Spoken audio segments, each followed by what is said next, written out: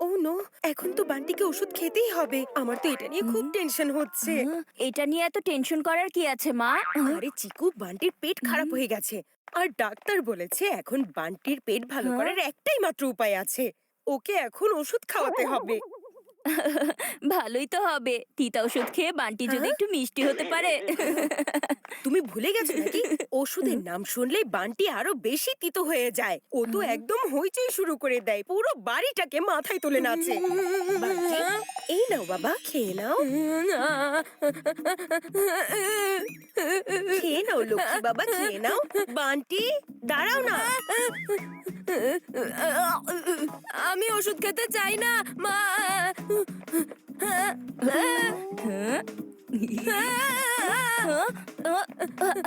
আরে বান্টি, ওষুধ খেয়ে না। না, আমার থেকে এই ওষুধ দূরে রাখো।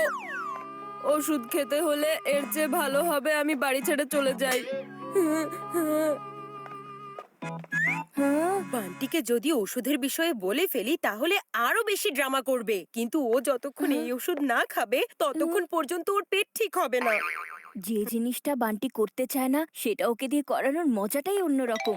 মা, তুমি একেবারে টেনশন করো না, বান্টি জানতেও পারবে না আর ও ওষুধ ঠিকই খেয়ে নিবে। হুম? হুম? হ্যাঁ। হ্যাঁ, হ্যাঁ, হ্যাঁ।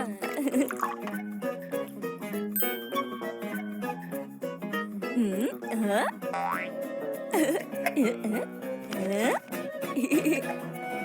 এখন এটা হয়ে গেল মেডিসিন মিল্কশেক।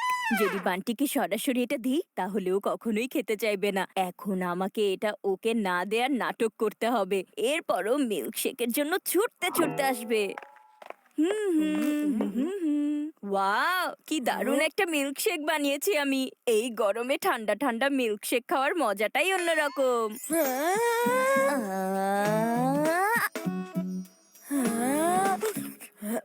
এই যে মিস্টার চিকু চচ্চড়ি, আমাকে একটু মিল্কশেক টেস্ট করতে দাও না। আরে যাও যাও, এটা আমি নিজের হাতে বানিয়েছি, তাই আমি এটা একাই এনজয় করব। চিকু ভাইয়া, মা সবসময় একটা কথা বলে, শেয়ারিং ইজ কেয়ারিং। তোমার এটা আমার সাথে শেয়ার করা উচিত। আমি তো তোমার ছোট ভাই হই, তাই না? মনে হচ্ছে বান্টি আমার প্র্যাকটিস নেটের ভেতর ফেসে গেছে।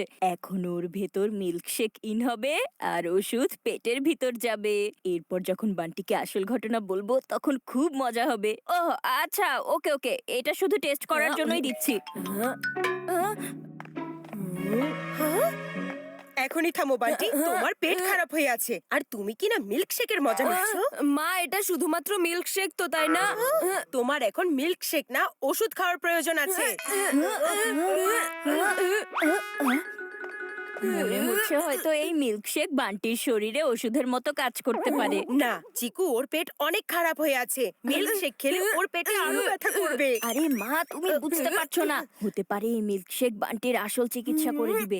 একবার দেখো এটার ভেতরে কত ধরনের বাদাম আছে। বাদাম? আরে সরো সরো, বান্টির জন্য বাদামগুলো একদম বেকার। মা, এটার ভেতরে বাদামের সাথে সাথে আরো ভালো ভালো জিনিস মিশিয়েছি। এখনকার মতো বান্টির জন্য এগুলো খেলে ক্ষতি হতে পারে। আরে মা, তুমি তো বুঝতেই পারছো না। আমি সবকিছু বুঝতে পারছি চিকু। কিন্তু মা, তুমি ঠিক করে এটা দেখছোই না। চিকু, মিল্কশেক ছেড়ে দাও বলছি।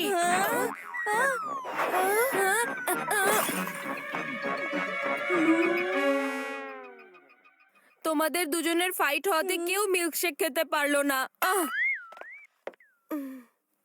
ওহো মা, তুমি এটা কি করলে? আমি মিল্কশেকের ভেতর ওর ওষুধ রেখে দিয়েছিলাম। যদি বান্টি এটা খেয়ে নিত তাহলে ওষুধ ওর পেটের ভিতর চলে যেত। ও, তোমার তো এটা আমাকে আগে বলা উচিত ছিল।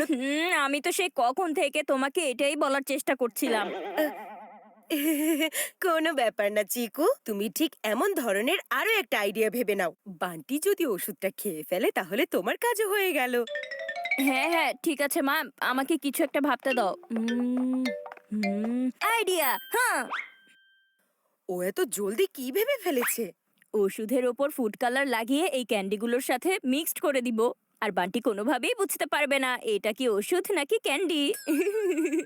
আরে বাহ চিকু, ওষুধ খাওয়ানোর ব্যাপারে তুমি তো সত্যি একজন বড় ওস্তাদ। হ্যাঁ?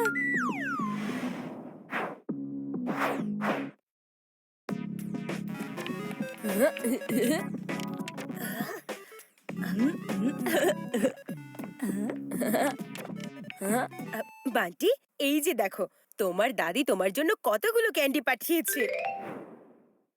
ওয়াও, এগুলো আমার ফেভারিট ক্যান্ডি। চিকু, বান্টি, তোমরা জানো আজকে আমার অফিসে কি হয়েছে?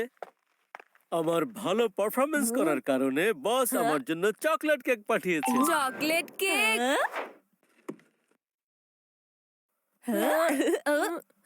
কেকটা তো খুবই ভালো, কিন্তু একদম ব্ল্যাঙ্ক হয়ে আছে। এটাকে একটু ডেকোরেট করা উচিত তো, তাই না? আচ্ছা, কিন্তু এখন ডেকোরেশন কোথা থেকে আসবে? আমি আছি তো বাবা।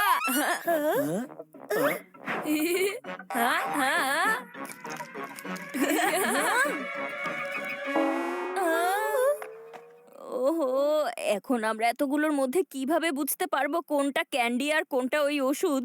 পারফেক্ট। হ্যাঁ বাবা, এখন তুমি এই কেকটা কাটো।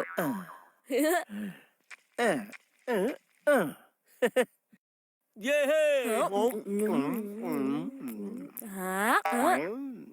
আরে চিকু, তুমি চকলেট কেক থেকে কিভাবে দূরে থাকতে পারছো? আরে না না বান্টি, আজকে তুমি এনজয় করো, কারণ আমি টয়লেট থেকে দূরে থাকতে চাই। ক্যান্ডির চক্করে পড়ে যদি পেট পরিষ্কার করার ওষুধ আমি খেয়ে ফেলি তখন। আচ্ছা মেঘা, তুমি তো কেকটা খেয়ে নাও। আমার পারফরমেন্সের উপর খুশি হয়েছো তো?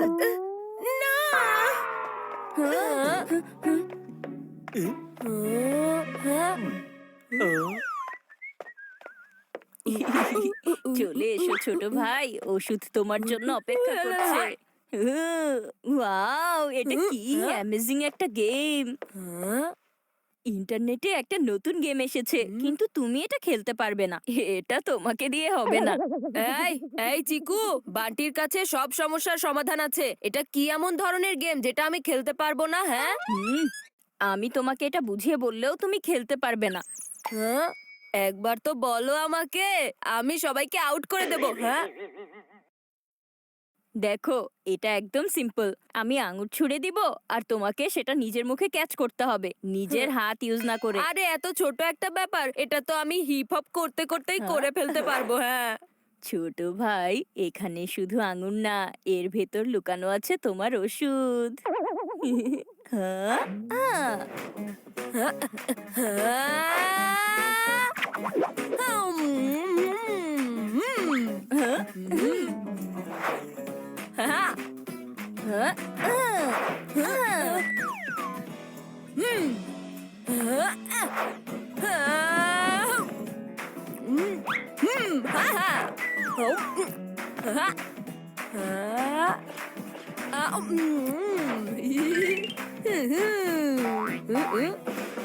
যত খুশি আঙুর খেয়ে নাও, এরপর তো ওষুধ খাবে।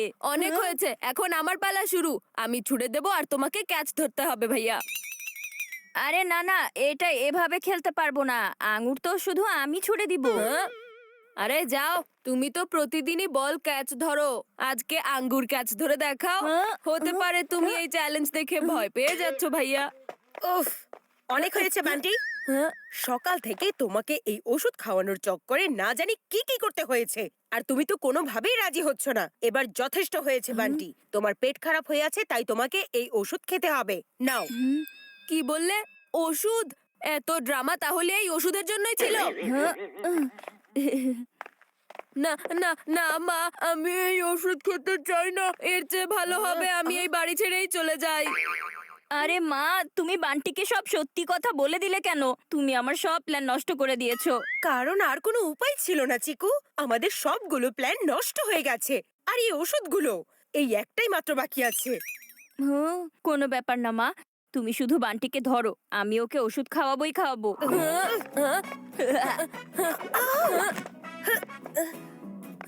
আমি ওষুধ খেতে চাই না। ও বান্টি, বান্টি দাঁড়াও, দাঁড়াও বলছি, আমি দাঁড়াতে বলেছি। ওফো বান্টি, আরে দাঁড়াও না। বান্টি, ওষুধ তোমাকে খেতেই হবে। ওখানেই দাঁড়াও। আরে কি করছো? না, খাবো না। দাঁড়াও না বান্টি, দাঁড়াও। না, আমি ওষুধ খাবো না মা।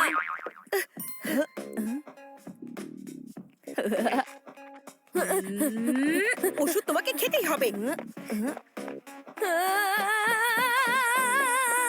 বান্টি, অনেক হয়েছে, এবার থামো।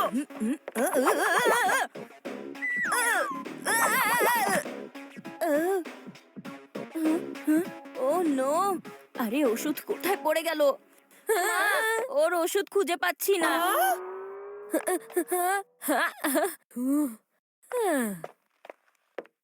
ওষুধ আবার কোথায় হারিয়ে গেল? এই একটাই মাত্র বাকি ছিল। আশেপাশে কোথাও থাকতে পারে, আমি খুঁজে দেখছি। জলদি করে খোঁজো। তোমরা এটা খুঁজতেই থাকবে। ভালোই হয়েছে, ওষুধের হাত থেকে বাঁচতে পেরেছি, জানটা বেঁচে গেছে।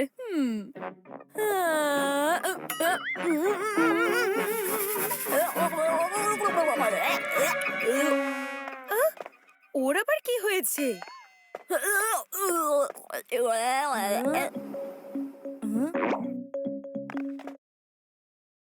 Subhanallah